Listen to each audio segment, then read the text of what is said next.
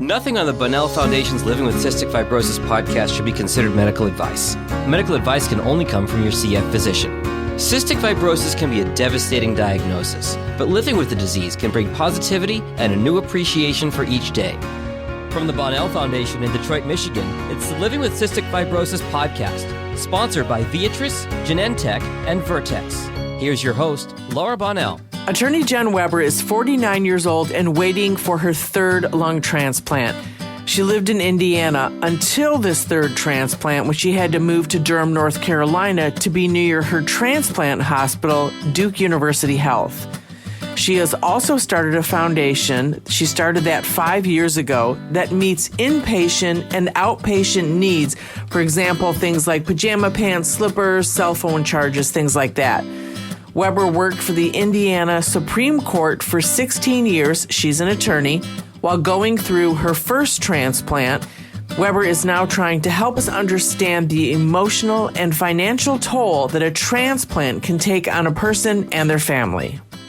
So glad to have you, Jennifer. Thanks for talking with us about something that so many people with cystic fibrosis deal with, and so many others of us have a limited knowledge about, and that's lung transplants.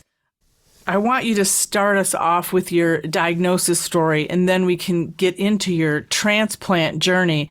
But first, you're 49 years old, so you're in a group that didn't have the same amount of hope that my kids have and that I had when they were born. So take us back to the diagnosis story, and then we'll go from there. Sure, thank you. I was born 3.5 months premature, and they kind of misdiagnosed me at birth with another lung condition that they kind of thought I would outgrow. I was a scrawny little baby, 2.5 pounds. And then by the age of 2, I had not kind of grown out of this problem. I forget the syndrome. So then my mom saw a commercial for CF. It was a campaign of, lick your baby, and if they're salty. And she's like, that's what she has. And she took me to the pediatrician, and they tested me, and I had cystic fibrosis. And I had been in and out of the hospital a lot as an infant and a little kid. And probably until around the age of 5, I was in the hospital a lot. And I had a little brother by then, and he was a thriving, growing, normal, quote, child. And the pediatrician told my mom to just take me home and try to treat me as normally as possible, but that there wasn't a lot of hope. They didn't think I'd start school. They didn't have really any treatments to offer. The digestive enzyme I took was a Viocase that was like a horse pill. They didn't have enzymes really. So, my mom and my dad just tried to treat me like a normal little kid, like my brother, but there wasn't a lot of hope. And then I was fortunate that I got to start school, and thankfully stabilized to some extent. I was always scrawny, but my lungs kind of balanced out. I was in a mist tent. I did nebulizers and chest therapy, the old-fashioned percussion. Wow. But that's kind of was my life, really all through grade school and middle school. But I was a relatively lucky CF patient that I kind of had a window of stability until high school. And then that's really when I started again going in the hospital and having lung infections. And, my disease kind of just started to ramp up, and I had tune-ups and antibiotics. And I benefited, when you talk about the arc of CF, enzymes had come out. That was the big research. Enzymes came out, and better antibiotics, Cipro, which was, a pill that was, so I didn't have to take IVs as often. But that was kind of up until high school. That was the only hope they gave. The average age at the time was still 16. I kind of kept just getting ahead of the milestones back then. Wow. And that's interesting because we diagnosed Molly the same way. It was the Kiss Your Baby campaign. And we were like, wait a minute, she tastes salty. And then started that whole investigating. So shout out to public service announcements. Right. They're hugely important. And we need to do more of that as far as raising awareness goes. But we wanted to talk about transplantation because I don't think that most of us are aware of how much emotionally, physically, and financially getting a transplant costs. And now you're on a waiting list for your third transplant. How old were you when you had your first transplant? Well, as probably anybody with CF, life has huge chapters. I had a rough college life with CF, but I got through college. I was one of the oldest people with CF in Illinois when I was in college at one point, just in the little town. But, so they suggested I go to Indiana where they had a larger CF clinic. So I came to Indiana and went to law school and graduated and started practicing law. And I was in my early 30s when they suggested that I start looking at a lung transplant. And, I was just early in my career. By then, pulmozyme, tobramycin had come out. I was kind of benefiting enough, but modulators and that was not quite on the horizon. They were talking about those studies at the time. So I went and got evaluated. And back then, the lung transplant process was longer than it is today. They didn't have the speed. So I got listed and I waited 4 years for my first lung transplant. Wow. And I got transplanted at 36, and that was in Indiana. I was still working. I worked the Friday before my lung transplant, lugging oxygen tanks to work. I had lived downtown and my transplant center was a mile away. So it all kind of just happened organically. I didn't have a huge lifestyle disruption for that. And I went back to work and I was healthy. That transplant changed my life. Wow. And how, because everything isn't covered under insurance, how did you manage the first financial challenges of that transplant? And then I just wanted to talk about, do you still have debt from the first and second, and how does that go? Right. Well, I was fortunate that I had relatively good insurance, but that's why I worked. I worked I pushed myself to keep working because I knew that I had to pay for these transplants. And so I used all my savings to pay for those, my deductibles and my out-of-pocket. I had a really good transplant social worker that helped me get a grant for one of the most expensive transplant meds. The CF Foundation helped a little bit getting, some support. And so that's kind of what got me. So thankfully, by the time I got out of my first transplant, in that 2 years, I got out, I didn't have carryover debt. But then boom, I ended up needing a second transplant. I had gone back to work and I went in rejection really fast. And I was out of work for 8 months. How soon after? 2 years. 2 years, okay. And I had to go on disability leave and Social Security in that 8-month period that I was in the hospital. And I had to get another lung transplant because that rejection, I was on a ventilator. It was so severe. And so I got out of that transplant episode, kind of much like the first. I just had to pay for it out of pocket. And thankfully, I had family support and went back to work. And I've, in this last 10-year period, I've just worked and tried to, like everybody else in the world, pay bills and get through. And let me ask you, the first two, you were in the same location. Correct. Your transplant was in the same state. It was the state you were working, so family could be nearby. You didn't have to move to a different state for the first two, correct? Yeah, that was such a blessing that I was a mile from the center. I had coworkers and family that could help me when I couldn't drive, that really could just corral and take care of me. And I have 2 cats and pets and just everything was right there. So that even when I couldn't work full time, my work has been so supportive.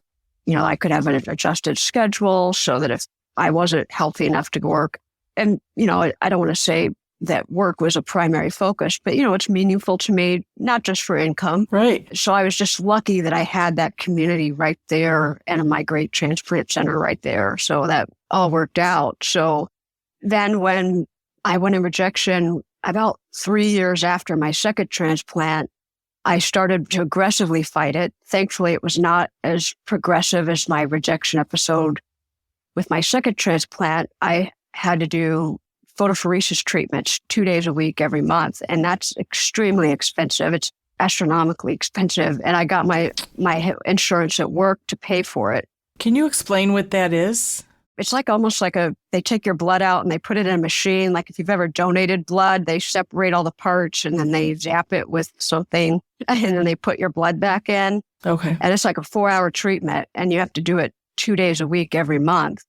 I was doing that for 5 years and it's almost like $20,000 a treatment. It's crazy expensive and it's experimental. So Medicare won't pay for it. Medicaid won't pay for it. There's a study going on, but you have to fit really specific parameters. And we appealed and my insurance paid for it. So I had to keep working to have my insurance. Wow. So, it's just all these layers and you're sick and you have to kind of balance all that. So I was very fortunate that I was so close to a center. I was close to my work. And so I did eventually take medical leave from work right before the pandemic. I didn't know it at the time we'd be in a pandemic, but my medical leave covers my insurance benefits for a while. I'm not doing photophoresis now because I'm here, but so that all kind of kept me relatively stable until last year. And then my lung function still started declining. So earlier this year, my doctors and I started having this conversation about whether I should look at a retransplant again.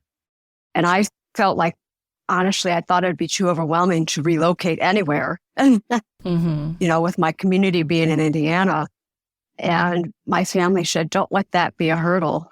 And my CF center, honestly, I have to give them credit. They said, we'll help you find resources. So my former transplant doctor, Dr. Reynolds, was in Indiana when my first 2 transplants. He's the head doctor at Duke.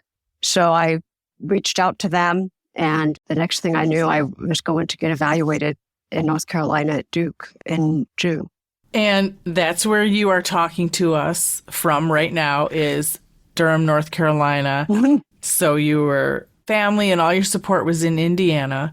So now you're in North Carolina. And tell us everything you have to cover, what happened to the, rent you're paying in Indiana, and kind of how the bills go now and how your whole structure of support had to change and accommodate.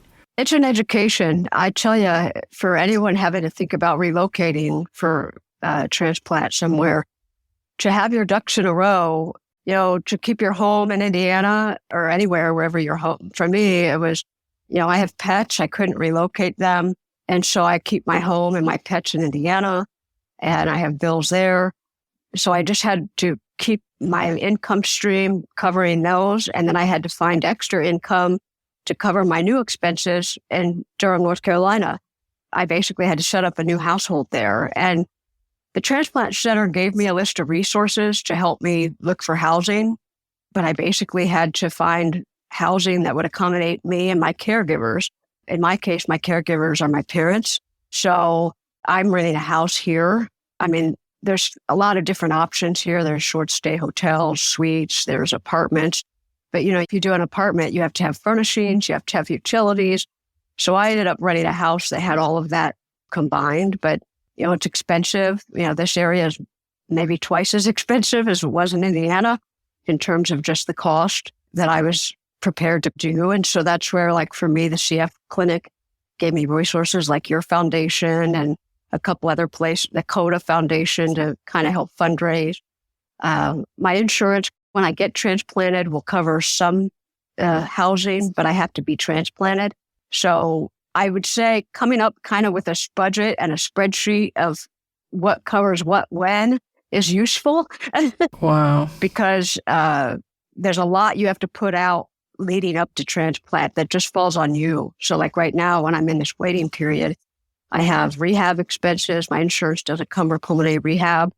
So there's just a lot of extra expenses that fall on the patient. And so like right now, I'm paying for my expenses in Indiana, for my house, my utilities, and I'm paying here for a house that has all those expenses included, but it's expensive. It is expensive, and it seems so... How do you even deal with that mentally? It's so much. Well, it's expensive, but it's invaluable. Mm-hmm. You know, it is invaluable. I mean, to have my family here, you know, to be able to have my friends come visit, you kind of have to look at it as I'm investing in my future.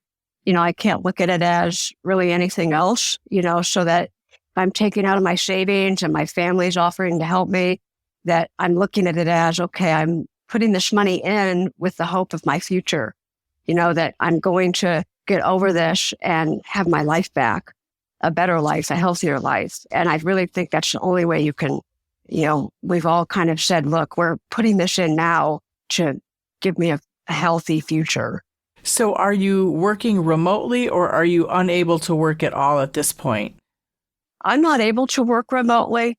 I go to rehab every day for almost 2.5 hours. And, you know, I have doctor's appointments and medical stuff. My parents are retired, so it's really a full-time job, staying healthy. That's my job. And thankfully, my friends and my family have told me, it's our job to help you cover expenses. It's your job to get transplanted. And I would say, you know, I'm very, very fortunate that that's the attitude we have, is that they're going to help me manage the expenses and I'm managing my health. And I would say that's the way to hopefully tackle this for anyone else on that journey, is as much as you can in foundations like yours, foundations, other foundations out there. That's why that support's so helpful.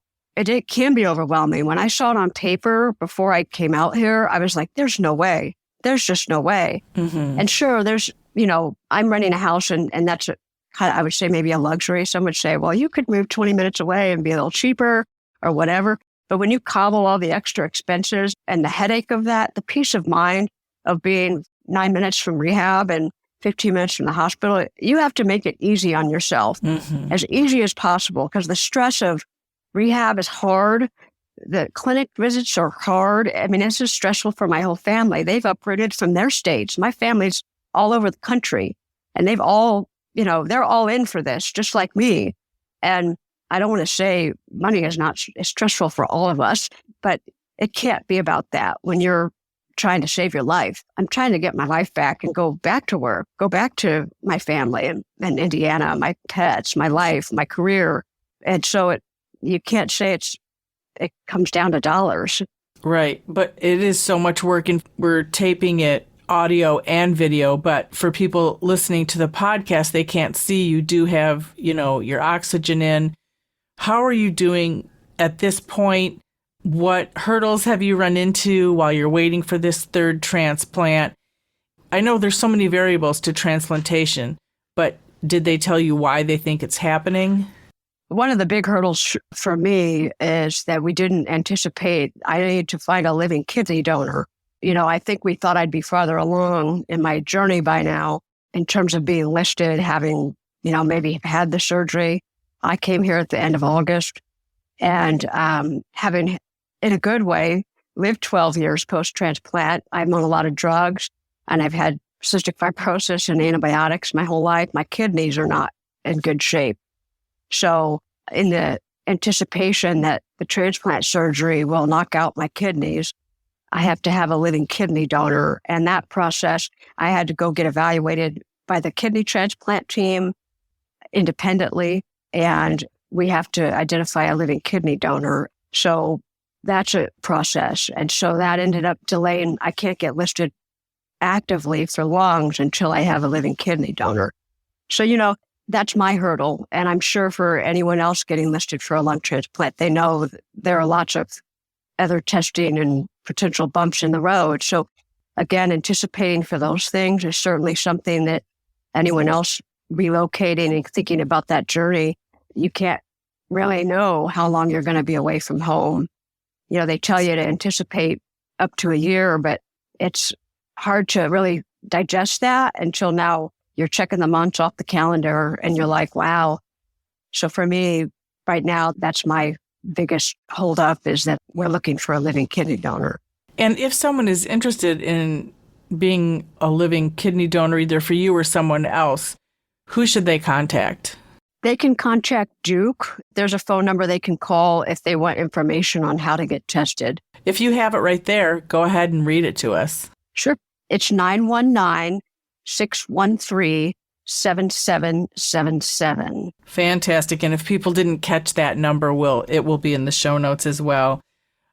What is your guesstimation on how much out of pocket this lung transplant, this third one, will cost you?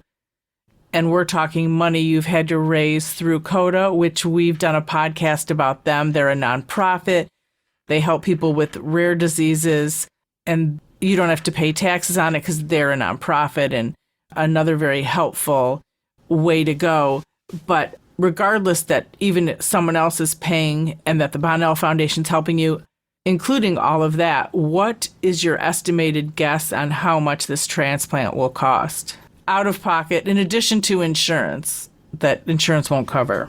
Oh, I think easily $50,000. I would say, I mean, I'm doing some quick math here, but my added expenses every month are $4,000 a month. That's with my housing and a rough estimate of my rehab expenses that I have to pay. So if you multiply that by a year, I mean, I'm not a huge mathematician, but me either. That's just housing and rehab. So then you add, once I get transplanted, and gas and food and yeah. Right. And then any out-of-pocket medical expenses, not covered medications or not my deductibles and my out-of-pocket health care, which I think are another $8,000, just the basic. I know the limits of my policies. I mean, it's a lot. It is a lot. Again, I'm trusting in the end it's going to all be a great investment and in my health. But that's where the work that you do and the work of CODA and all these, and I know Boomer Esiason Foundation does extra support. Just anything that people see these needs, or even frankly where I'm living, is discounted a little bit for transplant patients, which, it's amazing how expensive it is. But that kind of stuff, that's really where these are the things that when you think about relocating can be overwhelming, and you just have to really kind of look at resources and family members. And it's hard to ask for help. I don't like asking for help. I run a foundation that helps CF families in my own community, and I see where needs are in such small ways and other ways, and remembering why you're doing this and what the end goal is. And then how are you going to give back when you're better to help others get through this? Because, there are new medications for CF and there's hope, kind of thinking about where I was, when I was born and where people with CF are today. It's amazing progress.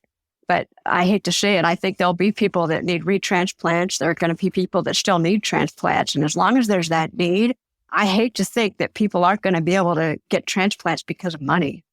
Exactly. What are your hopes as far as maybe educating people more about everything that's entailed in a transplant and what the needs are?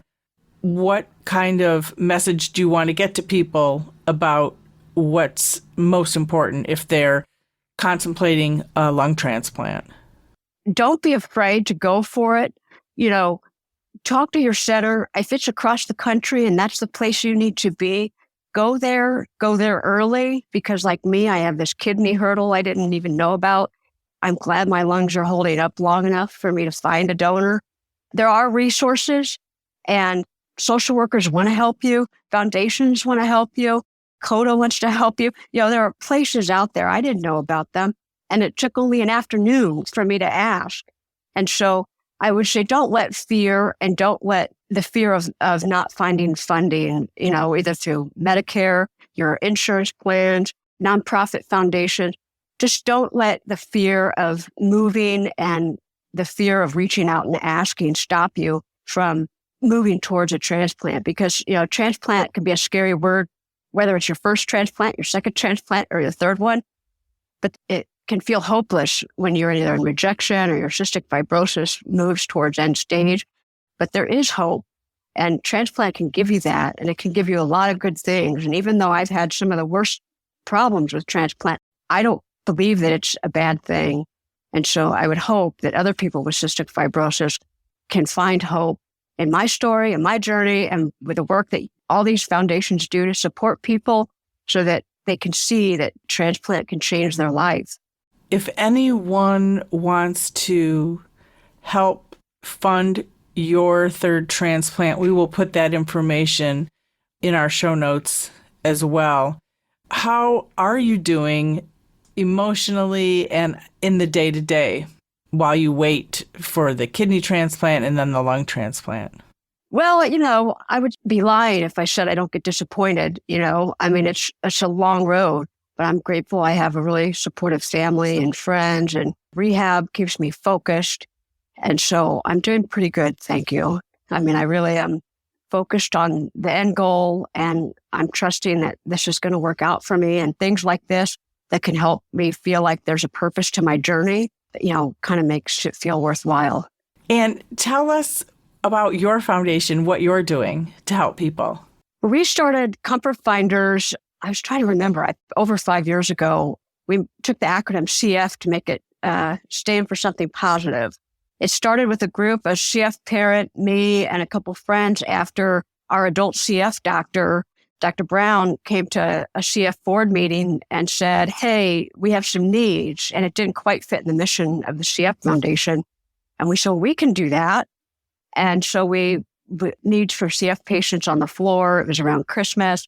So we filled those needs. They were not hard needs. They were like pajama socks and pajama pants and things like comfort items during the hospital stay.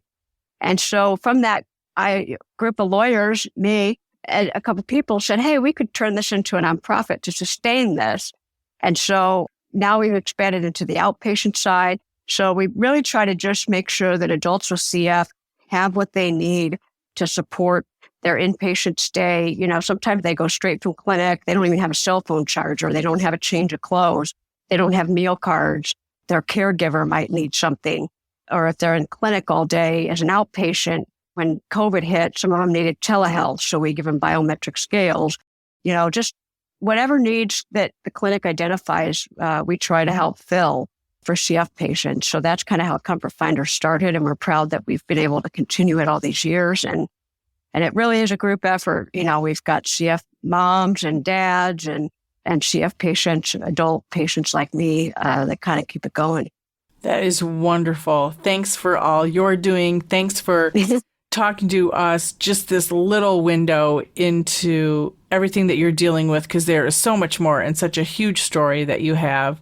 But we just wanted to highlight kind of what you're going through and how much is entailed in getting a transplant and the work that you're doing. So thanks for sharing your story with us. We really appreciate it.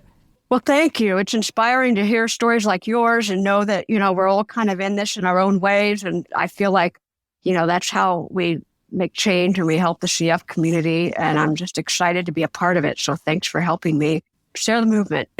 You're welcome.